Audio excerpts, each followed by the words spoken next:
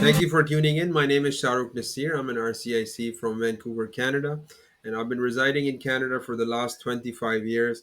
I've been educated here, worked here, and also had the chance to work overseas in destinations such as Dubai. And with that experience, what I try to do is help immigrants from all across the world successfully settle in Canada.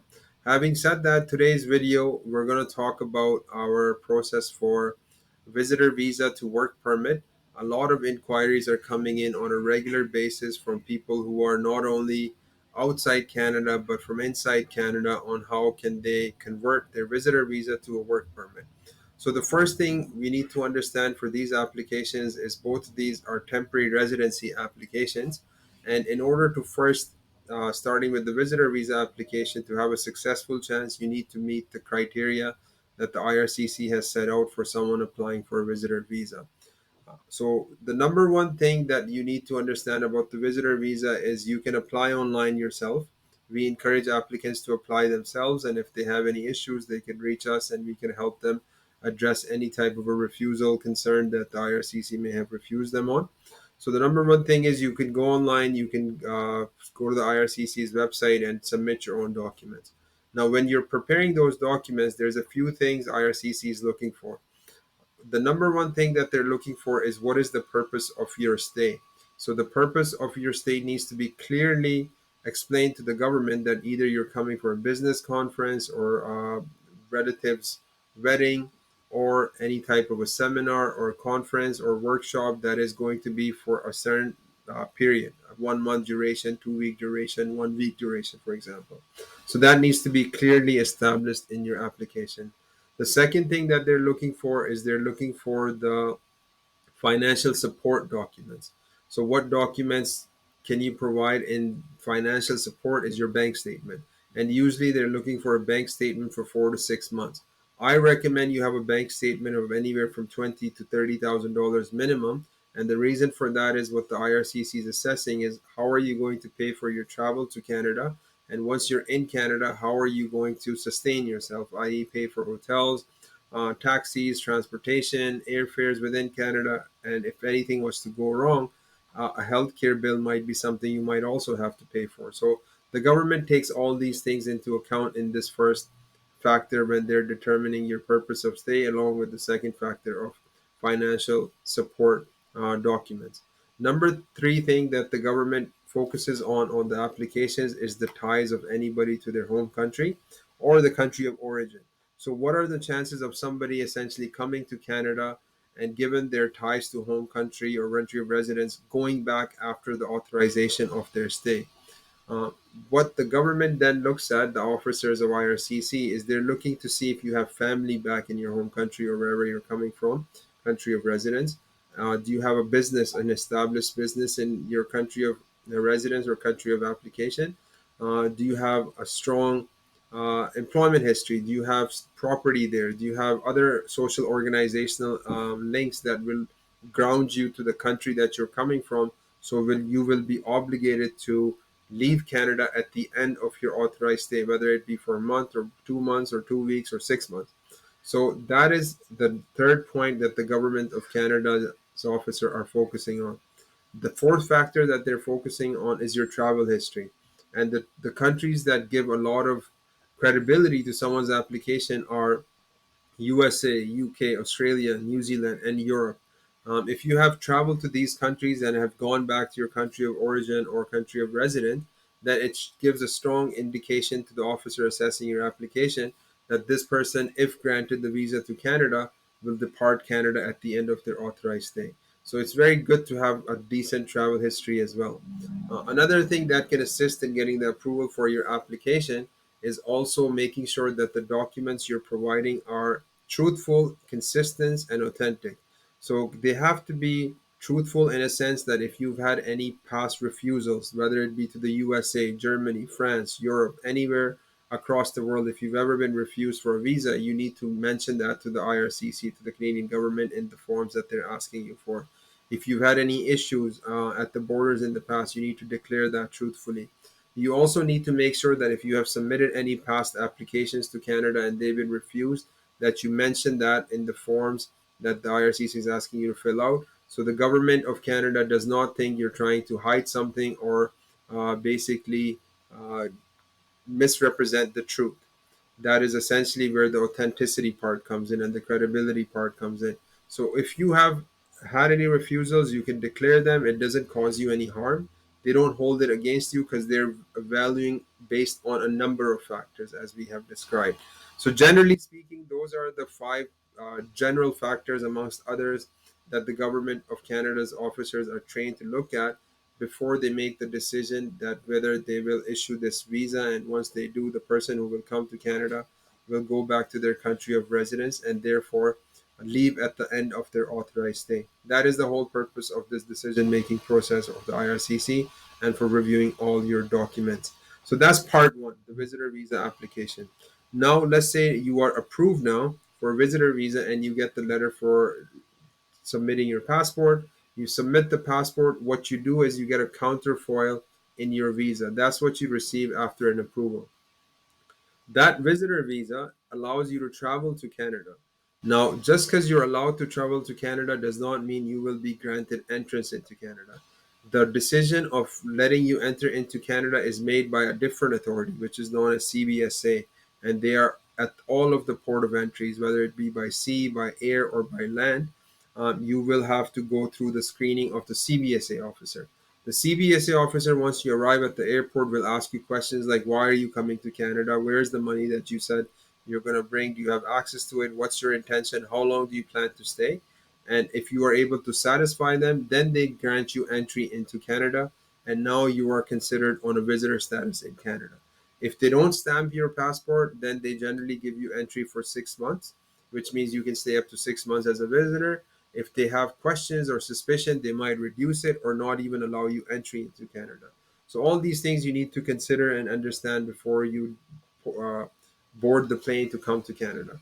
Now, once you're inside Canada and you are ready to, explore Canada, and now you've heard about this conversion of work permit, or you knew it all along, and that's what you wanted to do, then you need to understand that the policy for converting a visitor visa to work permit has been modified in COVID's time. And the way you need to understand is even before COVID, people would come to Canada on a visitor visa and go to the border of Canada and the USA and convert their visitor visas to work permits. So this is not a new policy in terms of people are able to convert their visitor visa to work permit.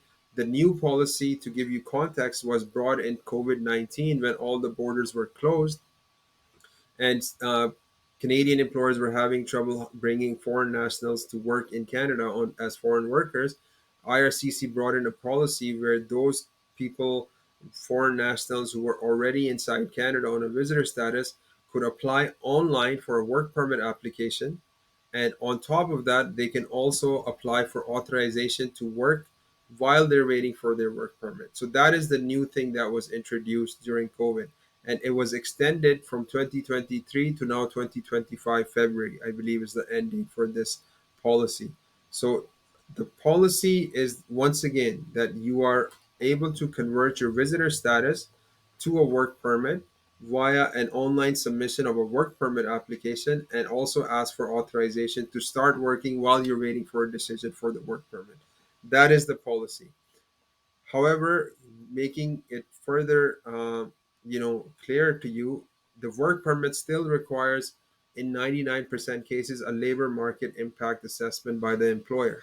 So I have made video about it in detail, but to summarize it, any job in Canada, 99% of the jobs require what's called a labor market impact assessment. That is generally a 2 to 4 month process where there's advertisements done by the employer to prove to the Canadian government that they couldn't hire locally and therefore they need someone to hire from international borders to come and work. And some of these jobs are LMI exempt, a few of them. There's a list of jobs that are LMI exempt, but they're not too many. And most of them require either high specialty or they are occupations that were high in demand because of COVID, etc. So you need to understand that the part where the employer needs to do an LMIA is still the same for a work permit as it is when you were applying from in the past. and as compared to now, that process has not changed whatsoever. The only thing that has changed is that now you can convert your visitor visa to a work permit by submitting an online application from inside Canada and asking for authorization to work. So the conclusion of this policy, and to understand and to make sure you guys are guided in the future correctly about it, is to make sure if you want to come to Canada and you want to switch your visitor visa to a work permit, that you have either been able to establish contact with an employer who is willing to support you for an LMIA, because it takes a very long time to get that approval. And if you have that, then you're able to come successfully. I want to I want to request all those who are watching, whether inside Canada or those who are planning to come, to avoid going to CBSA at the border and do flag polling. Flag polling is someone coming to the Canadian border, then leaving to go to the USA, getting a denial slip from there, and then coming back to Canada. And then asking CBSA, the Canadian Border Service Agency, which is once again in charge of the border security of the country, to then process the work permit right there and then. And what the government CBSA officers, they don't like this practice, and the first question they might ask you is, why did you not apply online, especially when a policy exists for this conversion to happen online and fairly quickly as well. Uh, the second question they will start getting into details about is, how did you meet the employer? What were your intentions when you came on a visitor? And the other thing that is more important here also is, they're going to look at your credentials and the job that you are saying you have an LMIA for, and see if you match those duties. They might interview you. They might interview in details that it's hard to prepare you for. They might ask you, what is the nature of the job? What experience do you have? Do you have any certifications? Show us all of this instantly, on the spot. And if the CBSA officer does not agree, or does not fully understand the circumstances, and does not agree that you can perform that job, they can refuse your work permit application. If they're nice, they'll let you go back to Canada as a visitor. But what they can also do is, they can also deport you, and they can issue a deportation order saying you misrepresented when you entered Canada, and your intention was always to work in Canada, and now you need to be deported because you have lied to the Canadian authorities. Therefore, you need to go back, and you need to basically go to go back to the country that you are originated from. So, having said that, basically, it's important to get proper guidance on when you're departing and when you're even afterwards inside Canada. In practicality, I get a call every day now from visitors who are inside Canada and they're looking for work permits. There's a lot of them now, and they're competing with international students who are also on an open work permit, who are looking for jobs with employers who are in a province where they can get permanent residency easily. So the competition has gone up. It's taking longer for people on a visitor visa to find work permits which are genuine work permits. And the CBSA obviously is also overwhelmed by this. So they are also refusing people at a higher rate if you go to the border, generally speaking, because this is not what they want to do at the border. They want to protect the border from those who are coming in, rather than processing an application on the spot, which takes them an hour or 2 hours or 3 hours, etc. So you need to be very careful when you are applying this strategy. I always encourage applicants to come with a clear mind about how they're going to get permanent residency, and that starts from when you are in your home country or your country of residence. If your intention is to get permanent residency, first figure out how you're going to get permanent residency.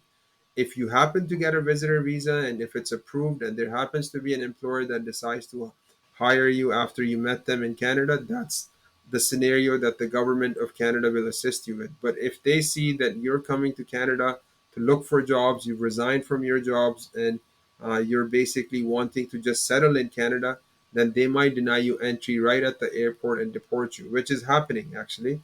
It's happening all across airports in Canada as I speak. So understand the policy, read the context of it, understand the context of it, and come prepared, come planned, and get professional advice.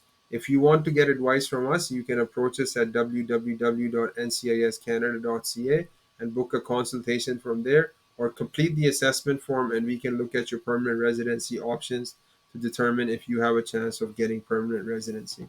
So I hope this video helped those who have confusions and questions about what is the procedure from a visitor visa to a work permit, and hopefully they have clarity now on how they can proceed with their own applications, and hopefully you are successful in getting the result that you're looking for.